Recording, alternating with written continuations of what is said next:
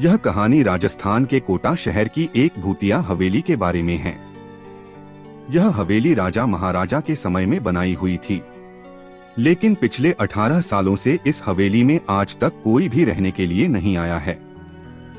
इच्छा होने पर भी इस हवेली में कोई भी नहीं रह पा रहा था, क्योंकि लोगों का कहना थी कि इस हवेली में भूत प्रेत का साया है। जब अजीत सिंह को इस हवेली के बारे में पता चला तो उसने तय किया कि वो इस रहस्य को जानकर ही रहेगा, क्यों लोग इस हवेली में नहीं रह पा रहे हैं। उसने मजबूत इच्छा शक्ति से हवेली में रहने की पूरी तैयारी कर ली। जब उसने हवेली के अंदर जाने के लिए पैर आगे बढ़ाए तो दरवाजे पे किसी अनजान व्यक्ति ने उसे रोक लिया और नजदीक जाके बोला, कौन हो आप और किधर जा रहे हो? अजित सिंह ने जवाब देने के बजाय उसने सामने सवाल किया, जी आप कौन? मेरा नाम अर्जुन सिंह है और मैं यही पास में ही रहता हूँ। अजित सिंह ने कहा, ओह अच्छा, मैंने सुना है कि यह एक भूतिया हवेली है और यहाँ कोई नहीं आ पाता है, इसलिए मैं इस हवेली में एक दिन रुकने का फैसला किया है। अर्जुन सिंह ने कहा, जी हाँ, आपने सही सुना है और आप भी अंदर मत जाइए, मेरी माने तो आप भी वापस लौट जाइए, यहाँ बहुत खतरा है। यह सुनकर अजीत सिंह खुश हो गया, जैसे उन्हें कोई लॉटरी लग गई हो। अर्जुन ने उसकी खुशी को देखकर बोला, आप क्यों खुश हो रहे हो? आपको तो भूत का नाम सुनकर डर लगना चाहिए। शायद आपको पता नहीं होगा कि मैं भूत प्रेत में काफी दिलचस्पी रखता हूँ। अगर इस हवेली में भूत है तो मैं अंदर जरूर जाऊंगा और सारी सच्चाई का पता भी लगाऊंगा। इतना कहकर अजीत सिंह उस हवेली में चले गए। अंदर जाके अजित ने अपनी बैग को साइड में रखा और हवेली के चारों ओर देखने लगा। सारे रूम भी चेक कर लिए। बाद में ड्राइंग रूम में आके सोफे पर बैठ गया। उसने वहां बैठकर दारू के 2-4 पेग भी पिए। वहीं अचानक उस रूम में लाइट का एक बल्ब चालू बंद होने लगी, लेकिन अजीत ने उस पर ध्यान नहीं दिया।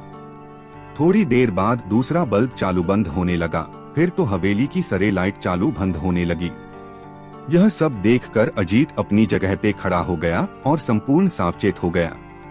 अचानक उसके सामने एक छोटा टेबल हवा में उड़ने लगा।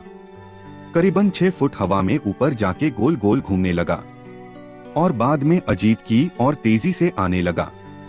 अजित ने तुरंत ही अपनी जगह बदल दी और दूसरी ओर चला गया और वो टेबल वहीं जाके गिरा जहां अजित खड़ा था। अजीत कुछ समझ पाता उतने में सोफे की शीट उसकी ओर आने लगी। वो जल्द खड़ा हो गया और छलांग लगा के दूसरी ओर कूद गया, जिसके कारण सोफा दीवार को टकराया और अजीत बच गया।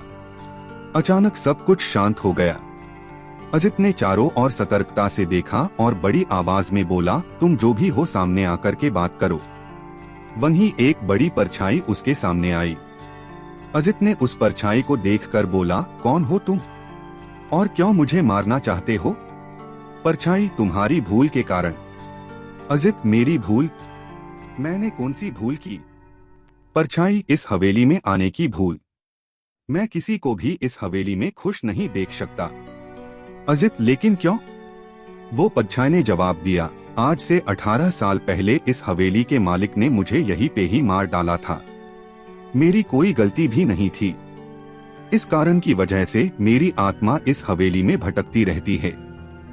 मैं किसी को भी इस हवेली में नहीं रहने दूंगा, क्योंकि इस हवेली में मेरा खून हुआ था। इस हवेली में जो भी रहने के लिए आएगा उसकी मौत होगी। अजित ने कहा, मैं तुम्हें अपने असली रूप में देखना चाहता हूँ। तुम्हें मारने से पहले मैं तेरी यह इच्छा अवश्य पूरी करूंगा। और उस परछाई ने एक भयानक दरमियाना रूप ले लिया। उसका चेहरा इतना भयानक था कि अजीत भी एक क्षण के लिए डर गया था, लेकिन दूसरी ही क्षण में उसने अपने आप पर काबू पा लिया। बाद में इसने अपनी जेब में से सफेद पाउडर निकाला और उस भूत के पर फेंक दिया। भूत के पर पाउडर पड़ते ही वो जलने लग गया। बड़ी बड़ी ज्वाला उठने लगी। वो बहुत जोर जोर से चिल्लाने लगा और बाद में पूरी तरह से जल गया। उसके बाद अजीत ने चैन से सांस लिया और वहीं पर सो गया। दूसरे दिन सुबह जब अजीत को सही सलामत हवेली से बाहर आते देख अर्जुन को आश्चर्य हुआ। अर्जुन ने अजित से पूछा, तुम कैसे जिंदा हो? जब अजीत ने अर्जुन को कल रात को घटी घटना को पूरी तरह से बताया और बोला अब यह हवेली भूतिया हवेली नहीं रही। दोस्तों, आपको यह कहानी राजस्थान के कोटा की भूतिया हवेली कैसी लगी, प्लीज हमें कमेंट करके जरूर बताएं।